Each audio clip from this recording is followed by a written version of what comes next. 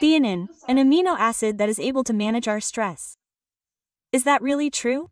Can we use it? What are the current research results? I have Dr. Burkhard Poeggeler with me today. Enjoy.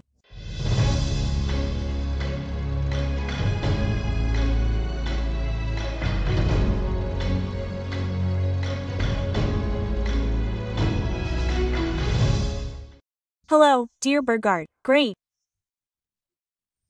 Yes, amino acids. And you brought a very special one with you. What's the deal with that one?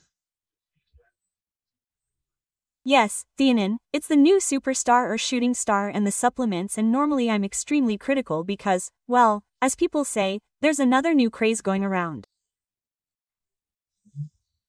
And as scientists we look at it and then usually find, well, that's quite nice, but... Yes. You can actually forget about it, I'll put it bluntly.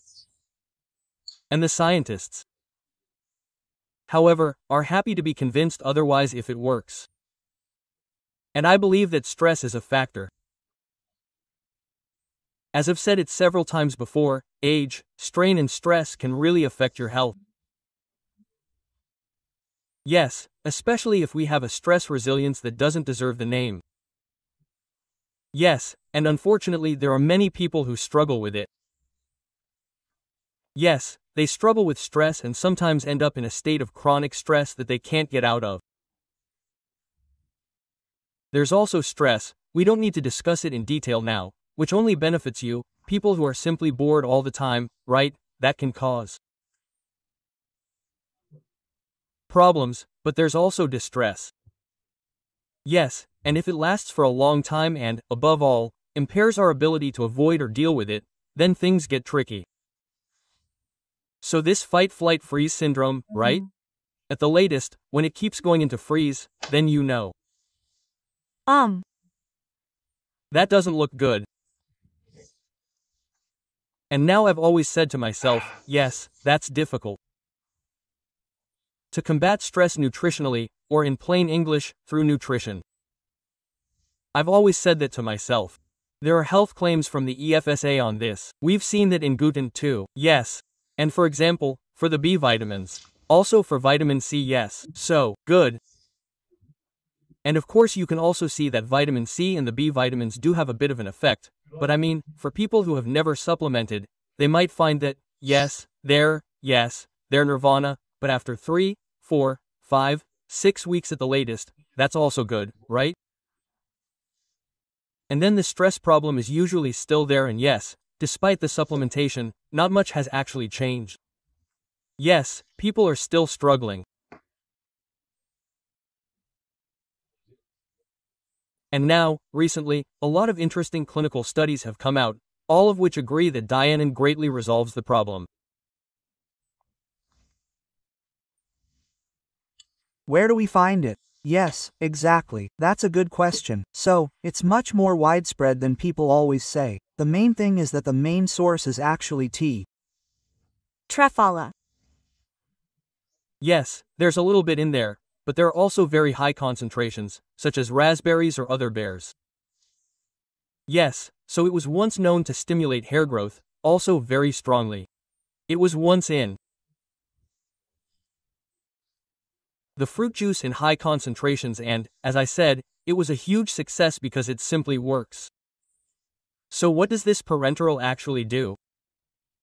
That's the interesting thing about it, it lowers our stress levels, so to speak. We don't yet know exactly how it works, but you can see it on all levels. For example, if you look at brain activity, you can see that it very quickly lowers brain activity into the low frequency range after taking just 300 milligrams. That means that people are then completely deeply relaxed. They are simply free of pain, I would say. Yes, and that's just by taking it once, so you just take it, and then it happens. So, and this amino acid, you can really use it, it also has extremely good tolerability. Save yourself time searching and researching and browse our holistic medicine database with the integrated Kaizana on Wikisana. Kaizana is a comprehensive database in which all of our guests' broadcasts have been transcribed and transferred to AI to support them with their individual health issues. So you don't see any of these side effects, which you can definitely expect with many other amino acids even at 300 milligrams. Yes, and you can also see that it is absolutely safe. So you don't have to worry about whether you take it from the extract, from the tea or from the raspberry, or even whether you take it synthetically, because it's actually not there, it's inevitable. Okay, so you're on the safe side. That's the other point. And recently we've seen the incredibly strong, we call it not true proactivity, which we also confirmed in Göttingen. That's exciting. What is it? It increases cognitive performance and is one of the few nutrients that really have a huge impact. For a long time, people assumed that it was quite clear that if people were less stressed, they would also be more productive, and that's true, of course, but that's definitely not the only component. Something else must be involved. Yes, but then you definitely also have an anti-inflammatory effect, because we have cognitive performance through it. That's exactly the point. Well, we couldn't have anticipated what I wanted to say any better. We also ask ourselves for a long time how all this fits together. It fits together perfectly and you can unravel the puzzle very quickly, and that's what you did, and what you saw is that this amino acid does two things at the same time, and that's ideal for the topic of stress and inflammation. So stress causes the release of cortisol and then, for example, becomes famous. I would have said famous now, so. To say, no. So, such important amino acids as tryptophan, we've talked about this several times, the walls simply process it into chorin, oxidize it away, oxidize it irreversibly in the liver. Yes. And on the other hand, there's tryptophan dioxide, the enzyme that simply breaks down tryptophan in the intestine, and that's also very, very important in the extra toxins here. So that's practically the non-liver tissue. There's indolamine dioxygenase, and there it also inhibits. For example, thein simply inhibits the release of cortisol, so stress. That's an important point, of course. Yes, and that was discovered, and at the same time it causes the inflammation. And then of course people ask themselves, what is the mediator? And they did a lot of research on that, and now they know it's LPS, lipopolysaccharide. That's something that, when you have dysbiosis, is released in large quantities by your intestinal tract, let's say. And then you get inflammation, because cytokines are formed on it and they cause the inflammation. And what's particularly important here? These cells are called microglia. Glia are the cells that wrap around the neurons, so to speak, and help them survive well. And the microglia have a job, namely to fight inflammation or infection. But also, for example, we talked about it in the other program, that they practically smell the autoimmune system, right? And they ensure that what doesn't belong there comes out again. Yes, but of course this also has a very big disadvantage. You already mentioned it yourself. If you have strong inflammatory processes, then not only is tryptophan broken down, but you also have extreme oxidative stress, which causes damage, and, if it continues for long enough, degenerative processes are also triggered by this, and then what you see then really happens, namely that chronic neurodegenerative changes are induced. And since this is always systemic, once it affects the central venous system, the metabolic control is also undermined. So, this dual protective mechanism by thyroxine means that you not only eliminate oxidative stress, but also antagonize psychological stress. That is of course optimal for now, and then you finally have an explanation for why learning, memory, and overall cognitive processes are so much better, because now the brain is protected, that is protection. So, yes. And what you are doing is that you are practically completely eliminating the activation of the microglia. As I said, this ensures that LPS is no longer produced to the same extent, even if you have dysbiosis. It doesn't change that at first, but it also affects the release of cortisol and ensures that practically no more stress can be induced, which leads to energy deprivation. Now let's assume that there is a cause for this inflammatory cascade. Yes. And is the solution then really that I have a substance or an amino acid that inhibits the inflammation, or do I still have to find the cause? You should eliminate the cause, because that is usually a dysbiosis, i.e. for this inflammation, as I just said, and of course you should definitely stop this dysbiosis. But that's the complex thing. Who is supposed to figure it out? Exactly. Yes, that's also a problem. Normally, when a doctor looks at it, he would have to say, "Oh, you have dysbiosis." And then he would also measure the LPS levels and say, "Oh, there's a lot of LPS, let's stop it." So now we do this, that and that. So that we can stop it at the source. But now we actually need some kind of substance to stop the stress that is triggered by it. So it has to be stopped, because otherwise, as you can imagine, it just keeps going down the cascades. So you have to stop something here first. Okay. And if you now let this other stress axis, the psychological stretch axis, continue to function nicely, as it is then translated there, then that doesn't help either, because then you basically still have this thing. So you basically have to block both at the same time. And if you do, yes, and now there are simply only two options. Either it works or it doesn't. And that's what we've now, interestingly enough, when we looked at it, we saw that we have other things in the tea plant, which they've also done. Catechin, galochisha and other things, i.e. phenolic antioxidants, and of course we also have caffeine. And then they simply did something really ingenious, I think. And we saw that in Göttingen too. That's right, that's how it is. So now you can determine how much ECGC they have, i.e. epalketinkit, and how much caffeine they have. And you can compare that to the theanine and arginine content, and then you see that the former substances have a strong anti-stress effect and the others, i.e. theanine and arginine, have a really relaxing effect. And have a very strong mood-improving effect. Also, we see that it also relieves anxiety and also has a nootropin effect, i.e. improves it. But it sounds similar to lithium. Have you ever looked into it? Yes, exactly. So, if we look at it, lithium is, so to speak, a substance that can be used to stabilize our, let's say, emotional world of sensations, actually to stabilize everything that goes along with the processing of feelings. Emotions. And so on. So it has a very strong antidepressant effect, but why? In modern German, it is also called a courage stabilizer, i.e. a stabilizer. And that is actually correct. Lithium, we have to have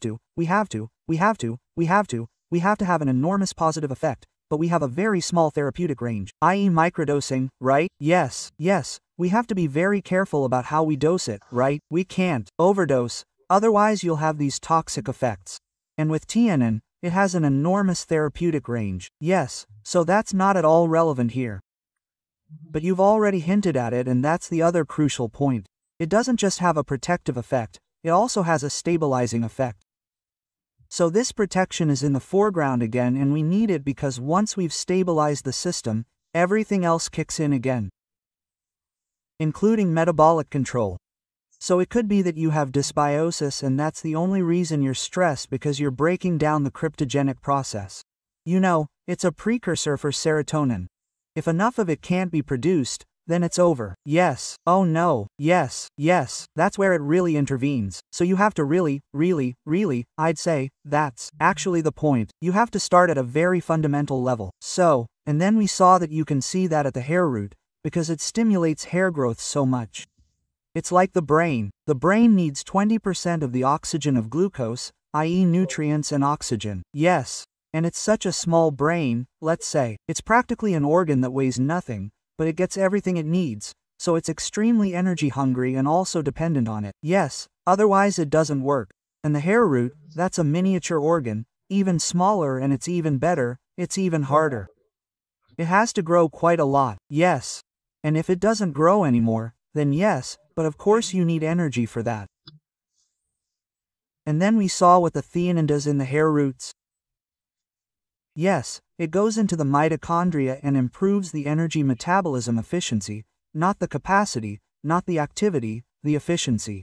That means it reduces radicals, ROS, these reactive oxygen species, right? So what harms us? The oxidants, yes, and you can see ATP up immediately, and that is also due to the protection, because it acts as a very strong antioxidant.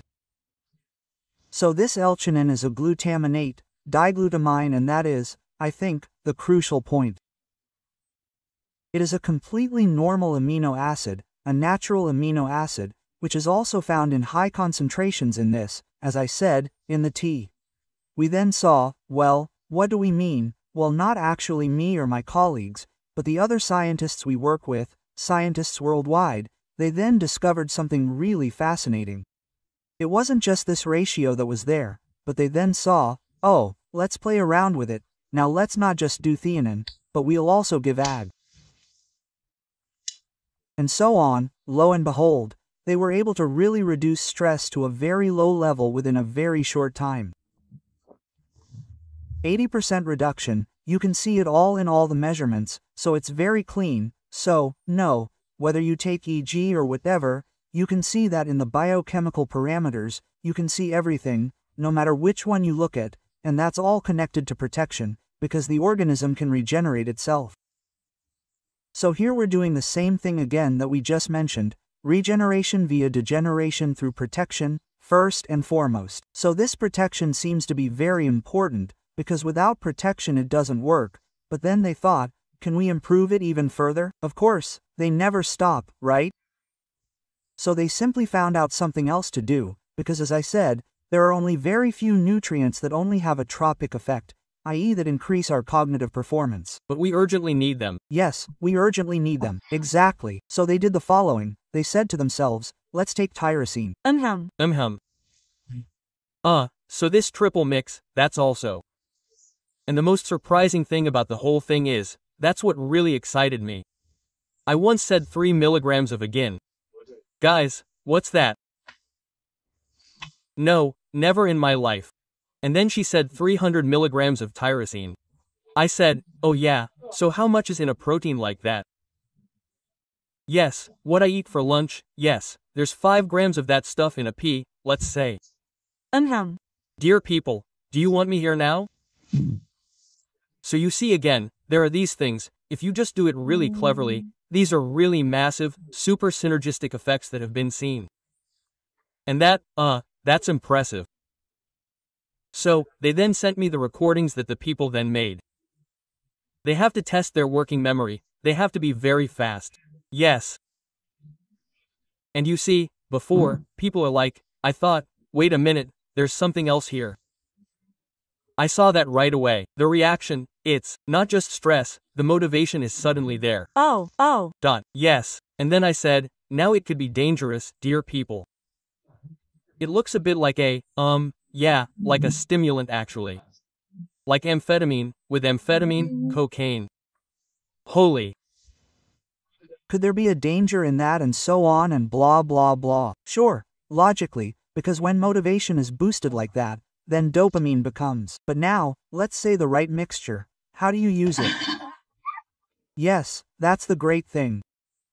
Well, as I said, you simply need to get the dianine, let's say these 300 milligrams of arginine, from somewhere where you can get it. Yes, and 300 milligrams of tyrosine, you don't need much, so it's best to take it as a powder, mix it together and then you can actually drink it. But is that a lot for you every day, or how do you take it? Just once, so you practically need it. Some say, I take it twice a day, once in the morning and once in the evening. Right? It also improves sleep, because the tyrosine is very good for sleep. That's also a huge apology. I should have said that again, because that's probably another important aspect of regeneration. You also have that thing. Yes. And as I said, I saw that they had this motivation, and then with the women they had this thing again, so they were allowed to really rate themselves, like how their zest for life and quality of life was. There are really specific things, but what was interesting now, they had filmed the female subjects as they filled out this questionnaire, before and after. So the group that got it now, I'll look at the placement group first, quite reluctantly, I would say, really nasty. They fill out this questionnaire. The whole thing turns out accordingly bad. So the quality of life is miserable, actually at the very bottom, and the second time around the same picture. Now I was curious. Now I'm looking at the L-Theanin group. They fill it out again grumpily. They are also just as low. Then Stella, of course logically. So this is again this mood stabilizing effect, because they are free of pain, so they are simply through. Yes. And then I asked myself, wait a minute, I asked myself again, how can that be, right? And if you can always see it that way, that dopamine, of course, when it is released, brings this high motivation. Sure. This satisfaction, yes, this quality of life is of course created by something completely different, I think. It is a satisfaction. They are satisfied with their performance.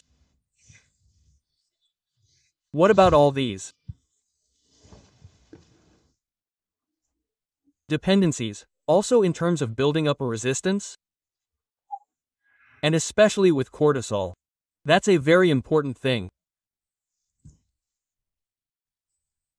I had actually assumed that if you suppress the secretion of cortisol, that a habituation would develop because the organism would notice it and adapt to everything, and then at some point enough cortisol would be secreted again or you wouldn't have gained anything. Okay. No, that's not the case. There is no habituation effect. And there is no such thing, and there is something else that is extremely important. So dopamine is definitely present in higher concentrations now, is also released in much larger quantities. Not only is it formed, but also released. Yes, that is important, and then also has an effect on the cocaine-amphetamine-related transcription factor card, among other things. Yes, and this card is also what others, how should I put it? I would just say, addictive substance. I don't like the term because it fits. Could this method also help you overcome other addictions? Yes, that's the interesting thing. The difference with L-Theanin is that we don't see any development of dependency at all. It's very well documented. It's more about whether we actually have to show it. Yes, because that should be expected now, really. So if it goes beyond cart, then you should also think, my God, so what's working here? Alcohol, cocaine, you name it, well, that's just how it is. And then when the endorphins go up, you naturally feel even better, and there's a certain amount of pain, which you then see, then you say to yourself, they definitely want to do that again. Well, for some reason they don't want to do it. Nobody knows why not, but that's how it is. Also, and what's even more crucial, there's no habituation that then leads to addiction, so that they want to keep increasing the dosage, for example. Yes, I have a suspicion, they're super satisfied. And with the other stuff, they're just not. And that's why I really ask myself, if that's the case and it's just the way it is, why don't we use it instead of these other drugs? I'll just mention benzodiazepines or something like that, which have a narcotic effect and so on, but I don't have to explain to you that they are very addictive. Brutally addictive, that's just the way it is. Exactly. And we don't have that here. With antidepressants, we also have a very big risk. That is, they don't have any addictive, dependency-forming potency, but there is a habituation. A habituation. So, and we know that when you stop taking them, it can sometimes be very, very difficult. So, well, the studies on antidepressants are also very questionable. Yes, that's the other point. They have a very low mood-improving effect. I'm not saying that you shouldn't use them if people are depressed, because you can see that. But if I have an alternative? Yes, I would. That's exactly what I expect, that we simply see whether we can use it or not, and if so, then it would be highly recommended to simply say, okay, of course we'll do it, and I actually expect that to probably come soon, of course in the larger fields. Yes, either we only see a slight mood-improving effect, which could very well be the case. That's why I don't want to keep a lid on it now, because I don't know, we'll have to see. We'll see soon, or we'll see a very strong one, and then we should really consider testing it thoroughly in very large groups. So a lot of people really have to take part in that. Several hundred aren't even enough, you need several thousand to be absolutely certain that you have a really good antidepressant effect. That would be another big hit, but even now, for all people who are stressed, it's a really great thing, and if you can get out of this stress spiral, then of course it always has an incredible advantage. And what you just said is the only limitation I would make. Of course, you always have to go to the source, and if you have dysbiosis, then you should stop the dysbiosis. Okay, ultimately you have to do that, but if it takes too long, you understand? Then you should also inject your L-Theanin first, then you can calmly establish this dysbiosis. And sometimes it's also the case that people have this learned disorder. So, if they aren't helped immediately, then they react very, how should I put it, annoyed. Yes. And then they withdraw quite a bit. So, I can imagine that once you give that, you have a door opener. Yes, you also have the power, the motivation to change something. Can't you tell someone who isn't depressed to go out into the woods and do 10 push-ups in the morning, and then suddenly they might see their self-efficacy again? That would be the hope, I would say, but it simply has to be measured. That's the other point. Sure. And we also have to look at how exactly does this work via the underlying molecular mechanisms? Sure, I haven't mentioned that yet. So, there are two important neurotransmitters in yang. That's GABA and that's glutamate. And they also have a lot of very strong effects. So, we would have to look at how this develops over time. So are there perhaps irreversible changes that are perhaps, well, that are, how should I put it?